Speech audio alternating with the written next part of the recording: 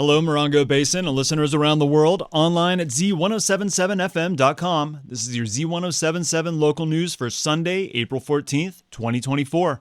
Amboy Crater is a great destination if you're looking for something to do on these warmer spring days, especially if wildflowers are on your must-see list.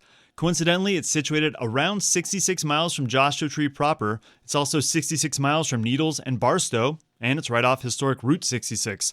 I'll let the conspiracy theorists and numerologists assign meaning to that. Whenever I see BLM land about 66 miles away, it's hard for me to not just jump into the car for a short day trip to some public lands to get out and see some different desert.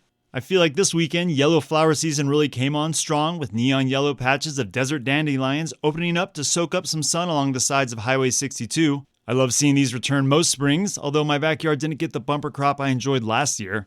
Mellow orange glow mallards are also opening up, and the entire Morongo Basin has that familiar spring color palette of browns, yellows, oranges, and pale purples.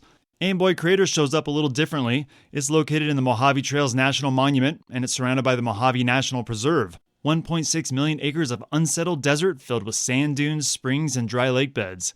I've barely scratched the surface of exploring the preserve, but a great place to start is the Amboy Crater itself, a hard-to-miss 250-foot tall dormant cinder cone volcano. It was designated as a National Natural Landmark in 1973, and it's a rocky but relatively relaxed 1-mile hike from the parking area to the base of the crater.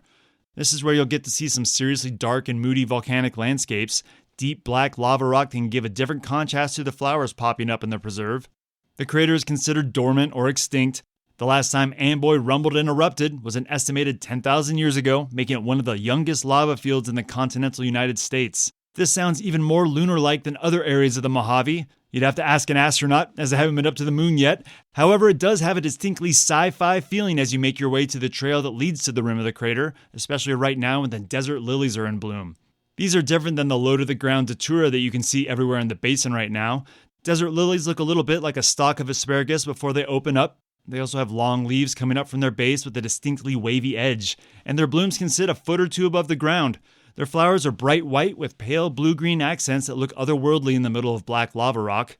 When I was there last week, many of those lilies were beginning to open up around the crater. However, just a few miles up the road in the basalt fields, there are a lot of hidden caches of these delicate desert flowers. It just takes a bit of exploring and wandering around, which is my favorite use of BLM land.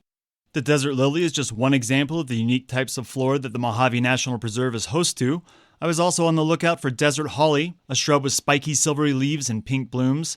Although I didn't spot any on this trip, if you need a good example of what to look for, the Mojave Desert Land Trust has a nice example of desert holly in their desert discovery gardens. There's a lot more to explore in the preserve and in all of California's extensive public lands.